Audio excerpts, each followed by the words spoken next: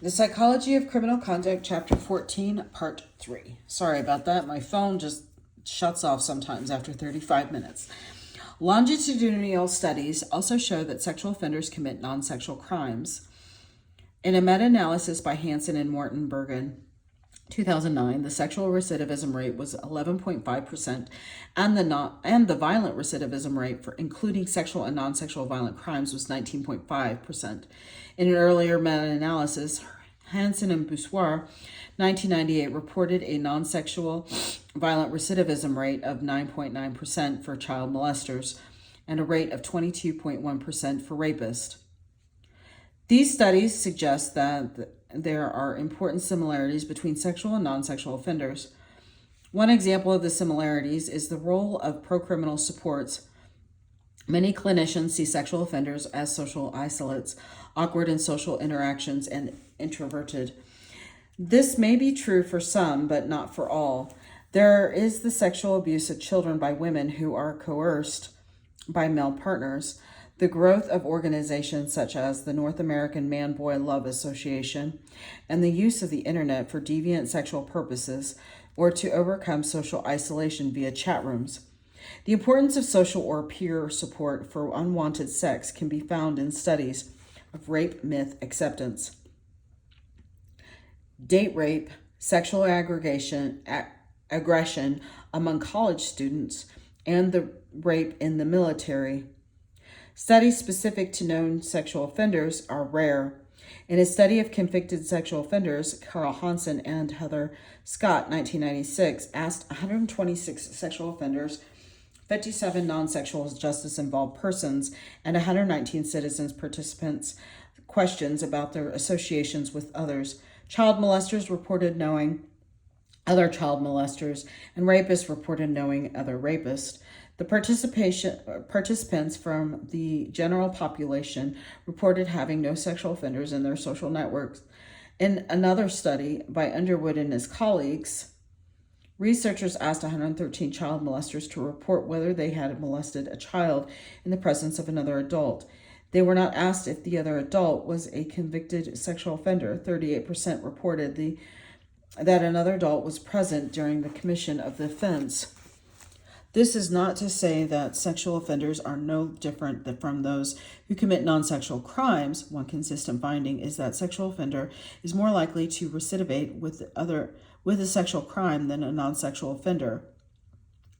Furthermore, some sexual offenders, such as those who victimize both children and adults, appear to be particularly more likely to reoffend violently with non-sexual crime.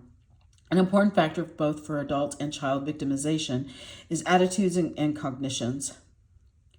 In a meta-analysis of 89 studies on risk factors for child sexual abuse, Daniel Whittaker and colleagues found those who are sexually abused children differed significantly from non-abusers in terms of their attitudes. Those who abuse children were more likely to minimize their responsibility with an R of about 0.27 and were more tolerant of adult child sex with an R of about 0.25. In another meta-analysis, the average R between attitudes and sexual recidivism was considerably smaller at 0.11. However, the strength of the association varied on how attitudes were measured. Example self-report questionnaires yielded high effect sizes compared to an interviewer ratings. With this general introduction, we now turn more directly to the questions of risk needs assessments and treatment. Risk factors for sexual offending. The first point is that not all who sexually offend are equally likely to reoffend. Often the public views anyone who commits a sexual offense as high risk. However, some individuals have a very low risk to reoffend sexually, while others pose a much higher risk. The simplest risk classification is to go by the offense type. For example, incest offenders have lower recidivism rates than non-familial child molesters. Nevertheless, we can do much better in risk differentiation than using the type of offense and victim. A considerable amount of research has focused on deviant sexual fantasies. Such fantasies are often targeted in treatment, and they play a role and they play a role in theoretical models of sexual offending against adults and children. Although fantasies may predict sexual deviance, their role in causing sexual offending is less clear. A study by Langvin, Lang, and Curnow, 1998, illustrates the point. A sexual fantasy scale was administered to 129 offenders and 77 controls, 22 non-offenders and 50 non-sexual offenders. They found that the overall reported rate of deviant fantasies for the sexual offenders was relatively low, 33.3%, although it was higher than for the controls, 11%, probably an underestimate, as people tend to hide shameful behavior. Furthermore, more of the controls reported some type of fantasy, deviant or not, than did the sexual offenders, 90.9% versus 62.5%.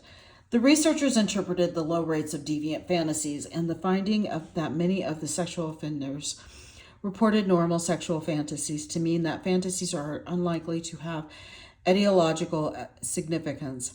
Sexual fantasies are an indicator of sexual preoccupation, which is a risk factor for sexual offending. Another indicator of sexual preoccupation is the use of pornography.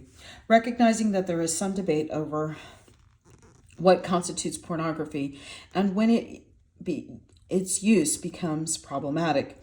There are two perspectives on the role of pornography.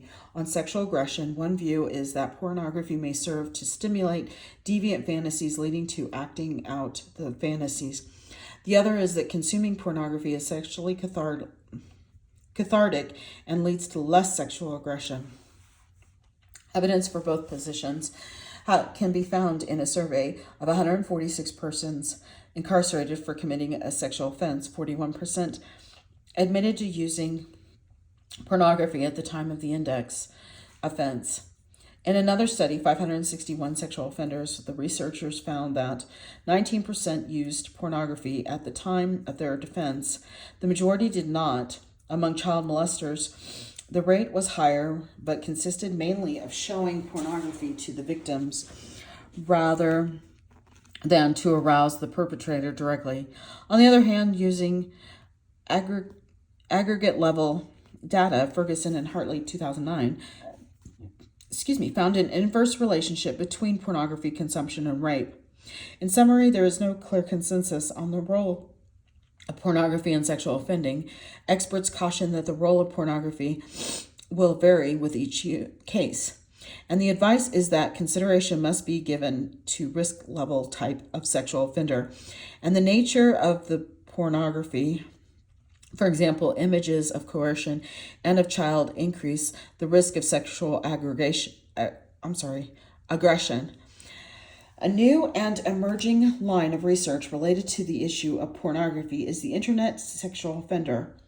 The concern is that these individuals, especially pedophiles, are using the internet to produce and distribute pornography and to lure victims. There have been a number of important meta-analytic reviews that inform the issue.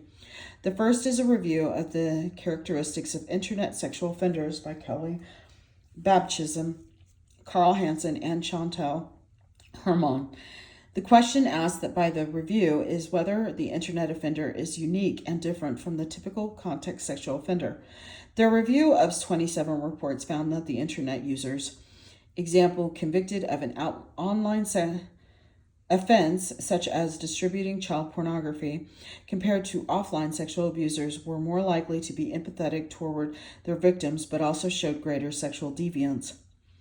The next review addressed the question of how likely internet sexual offenders are to commit a sexual offense offline.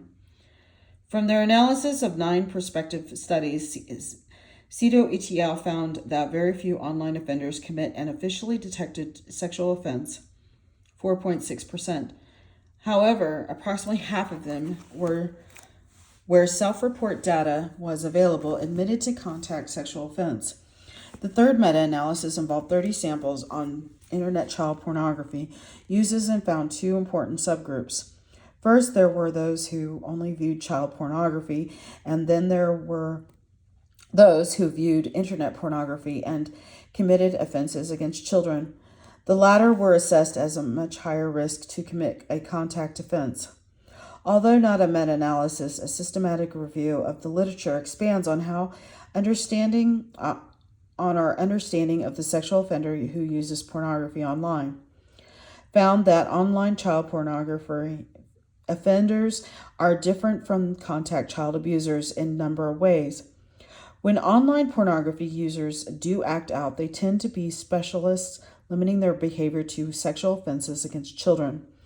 Also compared to contact offenders, and except for their preoccupation with child pornography, they are more prosocial. Example, more likely to be employed, higher education. The authors admit that the research on the topic is scanty, but hypothesize that the online pornography user is sufficiently different from other sexual offenders that different assessment and treatment approaches may be warranted.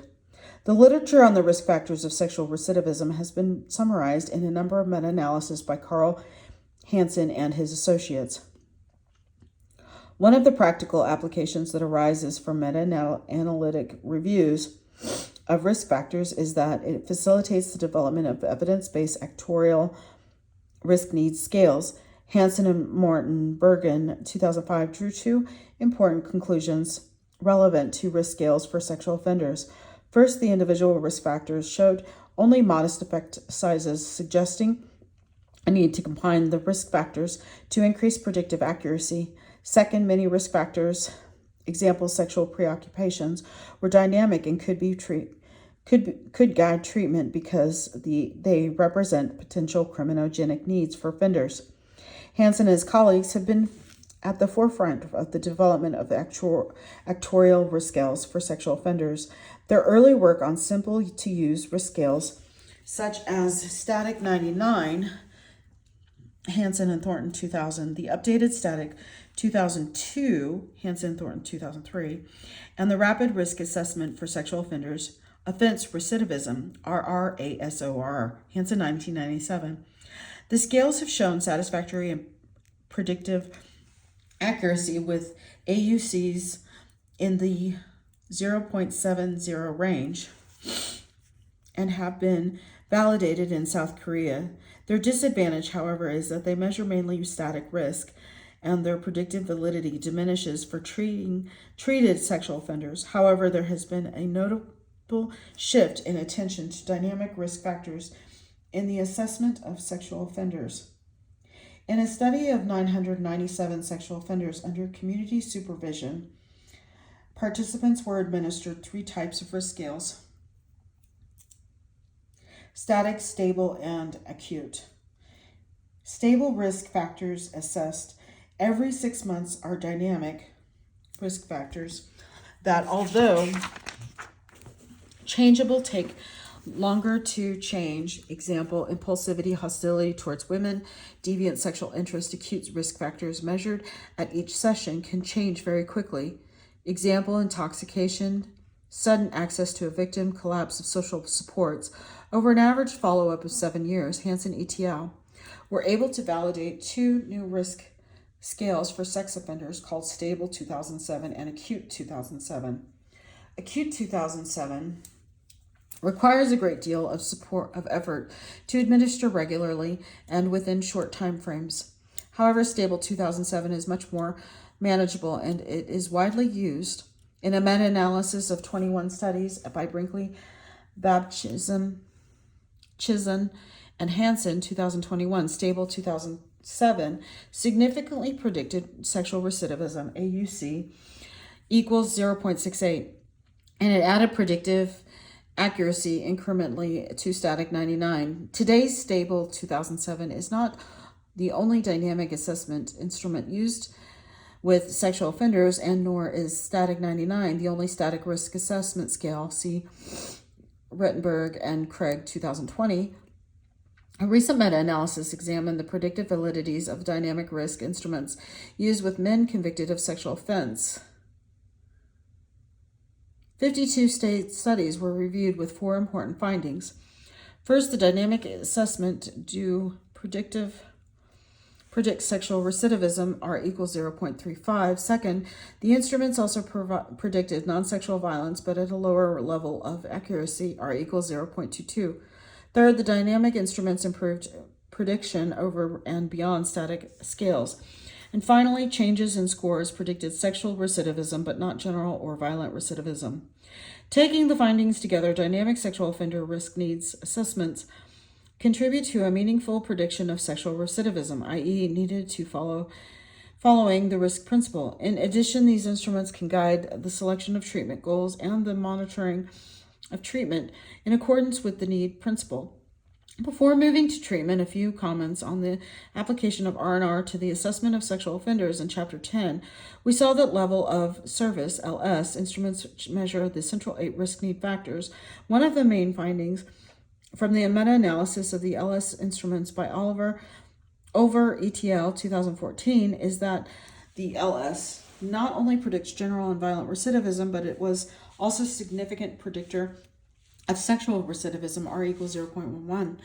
The effect size was smaller than that found for general, R equals 0.29, and violent recidivism, R equals 0.23. The review also reported the findings for the subcomponents of the LS, i.e. the central 8. Only 3 reached statistical significance: criminal history, family marital, and leisure recreation. The results suggest adding specific sexual risk instruments to assessment protocols. The treatment of sexual offenders. A recent estimate put the annual cost of incarceration child sexual offenders in the U.S. at $5.4 billion. We can only imagine the enormous cost if we include community supervision and sexual crimes against adults. From a victim standpoint, Letourneau and her colleagues estimated the loss of future productivity, welfare costs, health care services, etc. For example, for a female victim, the average lifetime economic cost was also estimated to be $282,734. For male victims, whereas there was insufficient data to calculate the equivalent cost. Considering the number of children abused each year in the U.S., lifetime economic burden for society was pegged at $9.3 billion, as was argued in chapters 12 and 13. We do have an alternative to punishment. Appropriate treatment interventions have been effective with a variety of justice-involved persons, and they can also work with sexual offenders. One approach to managing sexual recidivism involves decreasing deviant sexual arousal. High levels of the male hormone testosterone are assumed to be associated with high levels of sexual arousal. In reducing testosterone levels has often been targeted in biologically based treatments. To many readers, this makes sense, but surprisingly, the evidence suggests otherwise. A meta-analysis of 7 studies found an overall non-significant effect size of R equals 0.002, and the results did not change when broken down by rapists and child molesters. Note, however, that the number of studies with reasonable evaluation methodologies, example comparison group, was small. That said, sexual arousal can be controlled by a number of factors not dependent on testosterone. There have been efforts to reduce testosterone levels either through physical castration or through so-called chemical castrations. Physical castrations presents serious ethical dilemmas as well as physical and psychological side effects. Even when a person voluntarily consents to the procedure, there remains an undeniable element of coercion, i.e. consent, in order for a more lenient punishment. As a result, physical castrations are not widely performed except in a few isolated jurisdictions, example, the Czech Republic, Germany, Texas,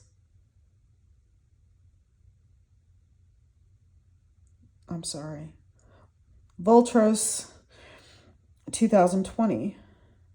Instead, drugs that either block the release of hormones, androgens that stimulate testosterone secretion or compete with other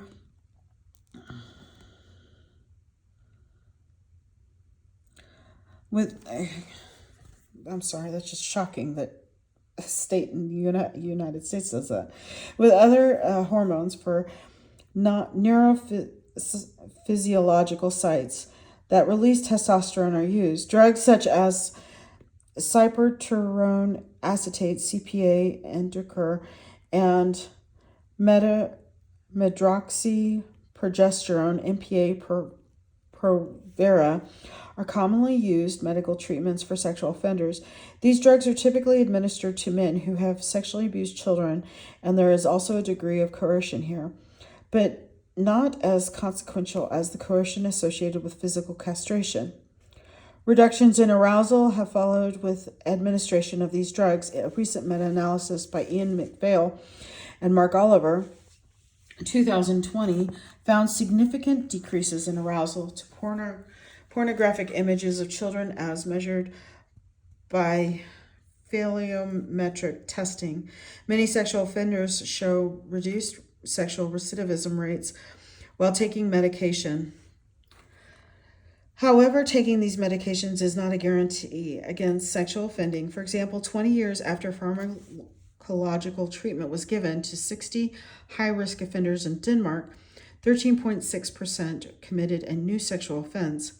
The treatment did help. 22 participants discontinued their medication, and they were 7 times more likely to commit a new sexual offense compared to those who continued with the medical treatment. Although sexual arousal may decrease, the drugs may have little effect on other behavioral correlates of sexual behavior. Example, deviant sexual thoughts and fantasies. In essence, medication may provide early and immediate stabilization of the problem, but psychologically based intervention is still needed. In 1989, Leda Furby, Mark Weinrott, and Lynn Blackshaw reviewed 42 treatment studies of sexual offenders. They concluded that there is yet no evidence that clinical treatments reduces rates of sex reoffenses, page 27. This review and their conclusion, like Martinson's, did not go unchallenged. A major criticism was that the review failed to describe what actually comprised treatment. It is possible that the failure of the treatment programs in Furby, Weinrott, and Blackshaw's 1989 review was the result of inappropriate treatments, i.e. non-R&R interventions. Subsequent to Furby's ETL's 1989 report, there have been many reviews showing that the treatment of sexual offenders can work for adults. And for juveniles, R equals 0.18. Beek, Sprout, ATL, 2018. However, in a meta-analysis by Shoemaker and Lozelle, 2017, that invoked rigorous selection criteria for the inclusion of studies, officially recorded recidivism appropriate control group. The overall effectiveness of these treatments was a modest R equals 0.09. A meta-analysis testing of the R&R principles in sexual offender treatment has spurred an interest in exploring how a model of general justice involved persons can be applied to sexual offenders. A meta-analysis by Hansen, Burgeon, Helmus, and Hodgson, 2009, found support for the principle in the treatment of sexual offenders. A review of 23 studies showed that treated sexual offenders compared to untreated sexual offenders had a lower general recidivism rates, 31.8% versus 48.3%, and sexual recidivism rates, 10.9% versus 19.2%. The weakest effects were with studies that did not adhere to any of the principles, and the effectiveness of the treatments increased with adherence to R&R adherence to all 3 principles with very infrequent K equals 3. But these treatments showed the largest decreases in recidivism. See figure 14.1. Here is the close-up. Hansen and his colleagues have observed that many of the risk factors associated with general criminal offenders overlap with those for sexual offenders. Consequently, the principles of effective rehabilitation should apply to sexual offenders. Certainly, meta-analysis by Hansen et al. 2009 confirmed the relevance of R&R. However, there have been remarkably few investigations of R&R treatment, and most deal with adherence to risk principle or the responsivity principle. An exception to the above is an evaluation of two large prison-based treatment programs in Canada.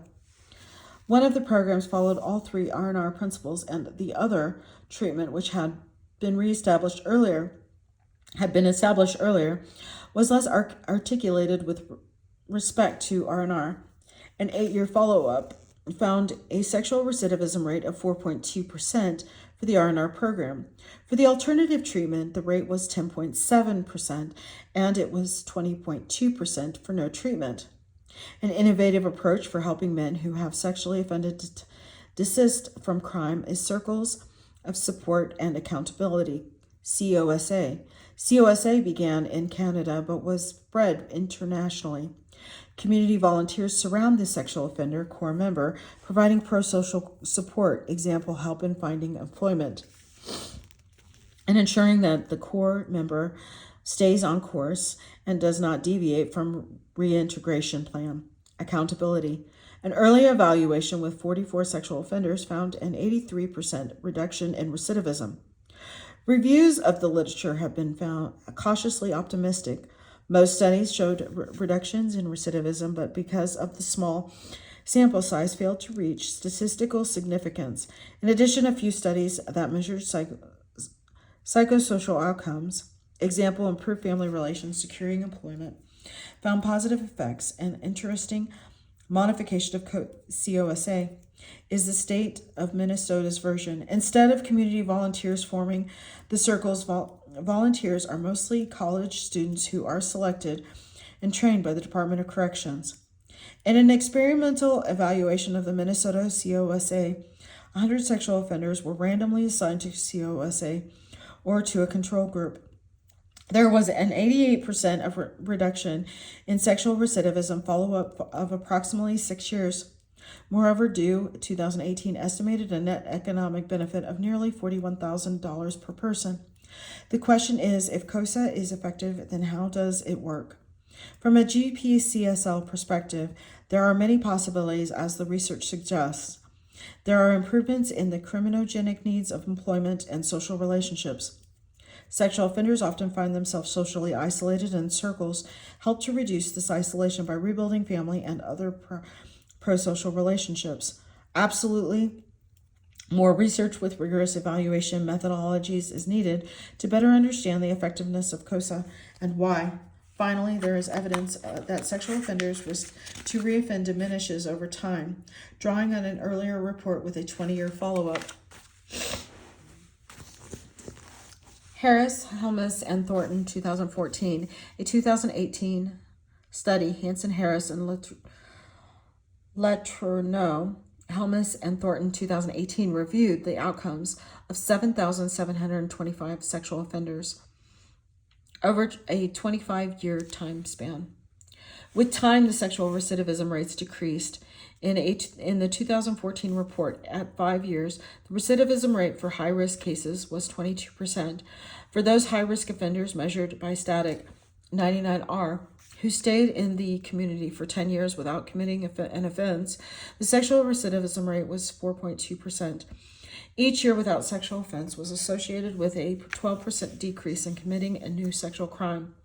By the end of the 25-year follow-up, the rate approximated the probability of a non-sexual offender committing a sexual offense, about 1 to 2%. Why was the decrease so dramatic with time? The decrease could not be fully explained by aging, as the decrease was faster than would be expected with age. The authors speculated, and congruent with the GPCSL, that the individuals who did not commit a sexual offense in the passing years learned and maintained prosocial behaviors. That is, the density of rewards of prosocial behaviors accumulated with each year, increasing the density of cost for deviant behavior.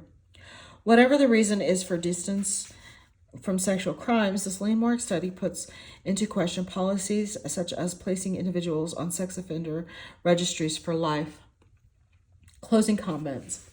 As noted earlier, there is a considerable overlap in the risk-need factors for general justice-involved persons and sexual offenders. In fact, this is also true for MDOs and may be true for those involved in IPV. Table 14.5 shows the risk factors for the MDOs, general and sexual offenders based on meta-analytic reviews of literature. There has been no meta-analysis of risk-need factors for IPV perpetrators based on longitudinal studies. Although it is difficult to directly compare the effect sizes drawn from the reviews that define the the central 8 constructs differently, it is instructive that there are remarkable similarities.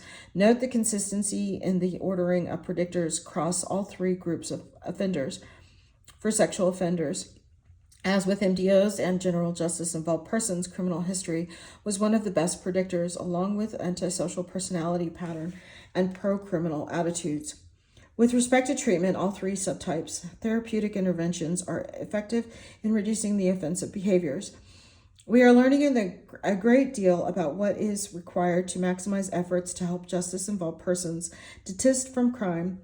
A meta-analysis by Teresa Gannon and her colleagues goes a long way in understanding the importance of the principles described in the expanded R&R model. 70 studies of treatments for IPV, sexual offending, and general violence were reviewed.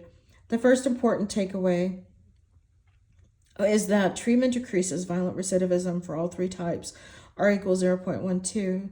Second, the reductions are somewhat larger when principle 15, management, is considered. When staff are provided with clinical supervision, outcomes improves, R equals 0.15 for IPV, R equals 0.16 for sexual offenders, and R equals 0.15 for general violence. GPCSL seems relevant to many different individuals in conflict with the law. Here is a close-up of the predictors by sample.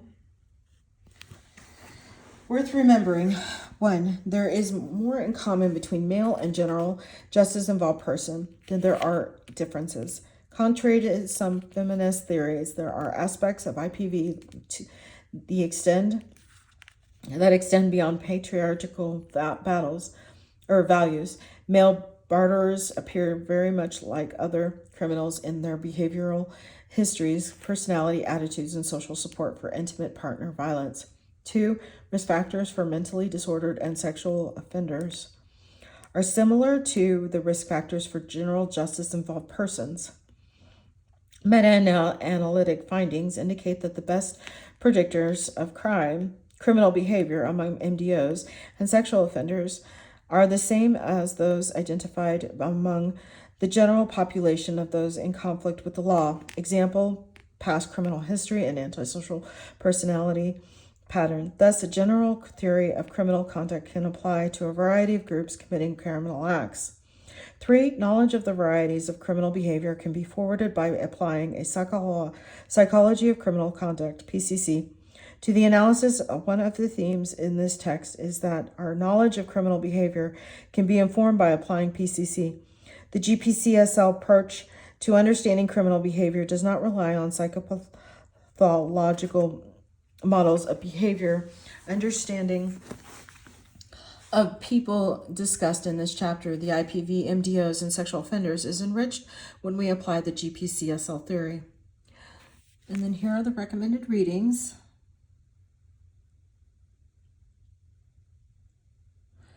And that will be the end of chapter 14, part 3. Thank you.